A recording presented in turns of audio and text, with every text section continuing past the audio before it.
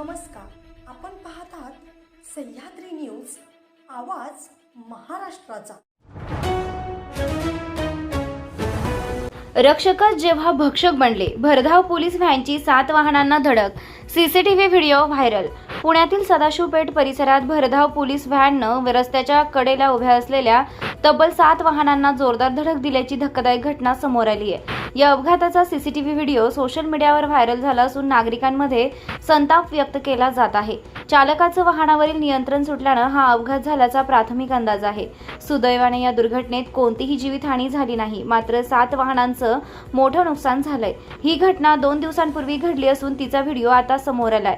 अपघाताचं नेमकं कारण अद्याप स्पष्ट झाले नसून ब्रेक निकामी झाले की चालकाचा निष्काळजीपणा कारणीभूत ठरला याचा तपास सुरू आहे।